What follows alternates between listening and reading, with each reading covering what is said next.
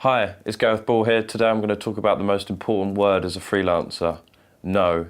And I know that doesn't sound right, I know it might not sit with you, and when you get an inquiry, when you get a referral, you're all in every time. You're saying, yes, I can help with this, yes, I can help with that, but trust me, you've got to say no. And when they ask for a price straight away, just every project is bespoke, usually within the service-based industry. It's not just an off-the-shelf product. If they want a logo, if they want a website, if they want a service, whatever it is, it's a bespoke price. And as soon as you give out your pricing, you're going to give away your cards. It might be a competitor, it might be a friend of a competitor. So get the project scope first, and then come back to them with the price. When I first started out as freelancing before I had an agency, and a lot of people think they can take advantage of this and think that you can just do this little bit of work for free, or you can have a revenue share, or you can help them out on just this project for a once in a lifetime and give you case studies. No, you need to stand your ground, again, whether you're starting out or you're long established.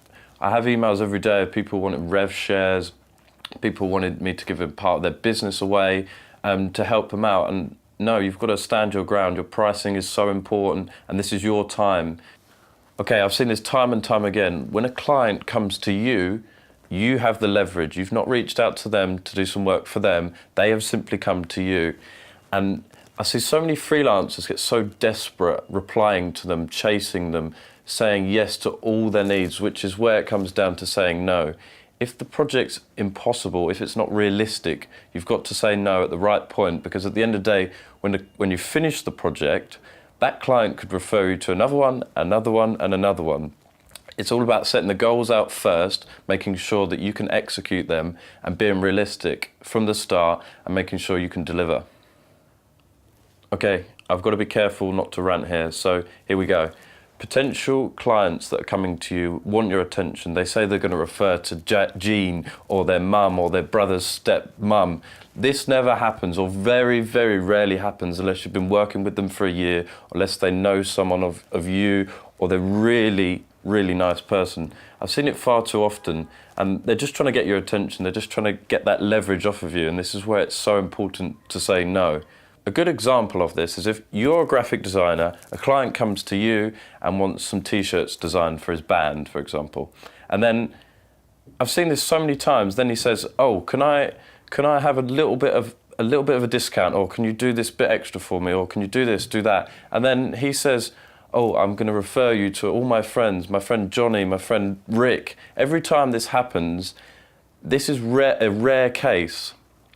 You have to understand as a freelancer, when this comes about, you've got to be a little bit wary of what, you've got to stick to your price point. So this is when you start to think about the no word in your mind and how important that is, because there's nothing in it for him to refer you. He's not going to get a kickback, he's going to get nothing. And I've just seen it far too often, so just be wary. As a freelancer, I know how frustrating it is when a client comes to you and wants a change. They want different colour on their t-shirt, they want this tweak to the logo because their director doesn't like it, and then you make that tweak, and then their mum says, can you make this tweak? And then you go around in circles. That's why setting the bar and setting everything out from the start is so important on their brief. And when you deliver that brief to them, then you can start adding the charges on for your time, because that's the most crucial thing. Thanks for watching. As ever, put your comments at the bottom. I will personally answer every comment. Any questions to do with freelancing. I'm going to go more into depth into freelancing, how to become a business person, and why that's more important than just a freelancer.